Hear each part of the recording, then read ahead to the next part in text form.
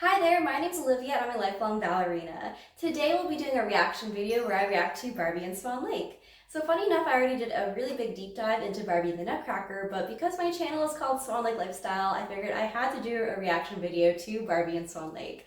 So I actually watched Barbie and Swan Lake as a kid, but this was so long ago that I don't remember any of the plot or really any of the details from the movie at all. So it'll be kind of like we're watching this together for the first time, and I'm really interested in seeing how everything's going to go. I mean, like, is the dancing going to be any good? Is the plot going to be any good? How does the plot compare to the actual ballet? So anyway, with all that established, let's go ahead and get into this film and see how it is.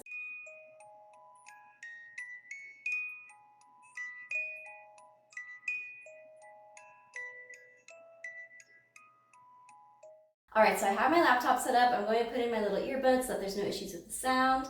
And let's go ahead and get started. I'm so excited to watch this film. It's been so long. Crosswise, those stars are the wings. I see it. Did you know there was once a girl who turned into a swan? She worked in the family bakery with her sister and her father.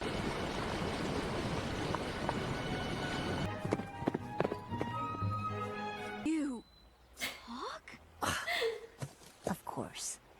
Now, are you gonna stand around with your mouth open or cut me loose? Okay. Rothbart returned with his daughter Odile. Now a master of the dark arts, he began taking over the forest. It's been foretold that the one who frees the magic crystal will overcome Rothbart and save the forest. Okay, well, I already love the whimsy. For example, there's a unicorn involved in the story, which is definitely not in the original Swan Lake. But okay, long story short, like some key differences as far as like establishing who Barbie is, or Barbie Odette is. In the Barbie in Swan Lake, she is a peasant and a baker's daughter, and she follows this unicorn into an enchanted forest and basically finds a crystal, and she becomes like the one destined to defeat this evil sorcerer named Rothbart. In the original ballet, Odette is actually a princess. She's royalty, and she gets cursed by the evil sorcerer Rothbart to, become a swan by day and a human by night, and only true love can break the curse. But you know what? I kind of do like this creative liberty that Barbie took with the story.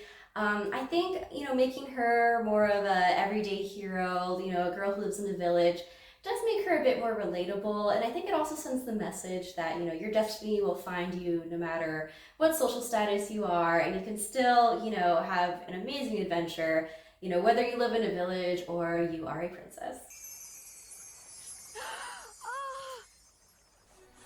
Odette. Wow, okay, so I want to put the side by side of the transformations here. What's really interesting is seeing how Odette is transformed into a swan by Rothbart. While Barbie spares us the darker visuals, the scene is still really impactful. And I'm gonna put a clip right here about Barbie's transformation versus the like the Bolshoi Ballet's Odette transformation. In this ballet, the transformation is emotionally intense. Odette's pas de deux, her wing-like arms, the way she melts into swan form. It's really hauntingly beautiful, but Barbie keeps it really light for children. But there is still a little sense of fear, and loss in her eyes here. Okay, so after this, there's about 15 minutes of story that is completely unrelated to the ballet Swan Lake. So to avoid this video being too long, I'm just gonna cut in here real quick and give a really brief synopsis.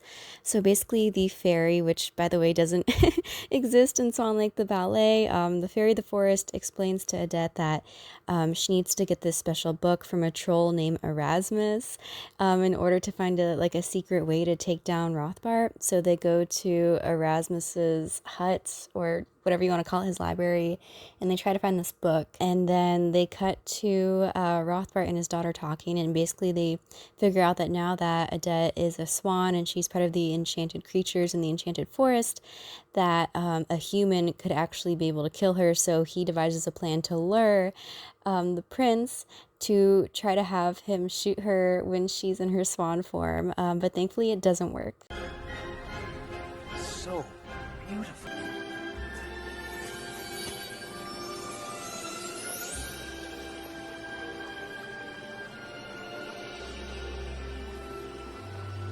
Who are you? Okay, so I just want to talk about their meet cute real quick. So the prince, the main love interest, who his name is Prince Daniel in Barbie and Swan Lake, but in the original ballet, his name is Prince Siegfried. For context, Prince Siegfried in the ballet is actually hunting swans in the forest when he stumbles upon Odette, but thankfully, he doesn't do anything bad to her. They end up falling in love. Okay, now there's about 30 more minutes of story that I'll condense here real quick. Basically, Odette shows the prince around the enchanted forest, and he ends up inviting her to a ball at the castle. But Odette feels that she has to stay and watch over the forest creatures. So then the prince says that he'll just stay in the forest then. But Odette says no, that he needs to go and tell her family that she's okay. But she promises to go to his ball tomorrow night. Anyway, the troll ends up coming back to the forest, and he says that he has the book that Odette needs. And then there's about 10 minutes of dancing, which is really cute. But anyway, Rothbart comes in when everyone's distracted and steals the troll and the book and then flies away. And now that he has the book, he reads it and finds out that if he tricks the prince into proclaiming his love for his daughter instead of Odette, then Odette's curse will never be broken. So after he finds out the secret, he turns the troll into a worm, but thankfully Odette comes and helps him escape. Anyway, this whole plot about a magic book and a troll and Rothbart turning this troll into a worm does not happen in the ballet. But what is about to happen next does happen in the ballet, which is where Rothbart shows up to the ball with his daughter disguised as Odette. You know, I promised my mother I'd find myself a bride tonight. And I never break a promise. Ooh, okay, drama time.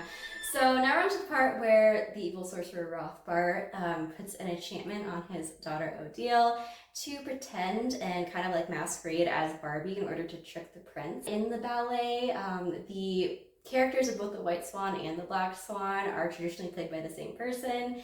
And also, it's known for one of the most technically challenging variations in, the whole realm of ballet, which are the 32 fouettes that the Black Swan does. Now, they didn't show all 32 fouettes in Barbie. I'm sure that would kind of take a while, but in person, if you ever get the chance to see Swan Lake, it is such a breathtaking and amazing accomplishment as a dancer. Just, even just see someone do it is just really, really cool. But I understand why they kind of cut that from Barbie and Swan Lake. So just like in the ballet, Rothbart and his daughter end up succeeding in their plan and tricking the prince, and they get him to confess his love for her. Then they both laugh maniacally and leave. And then unlike in the ballet, they steal the magic crystal from Odette. And the prince actually comes and tries to put a stop to it. But then Rothbart accidentally turns his daughter into a pig. Anyway, long story short, the fairy rescues Odette and takes her to Swan Lake, and Rothbart and the prince follow them.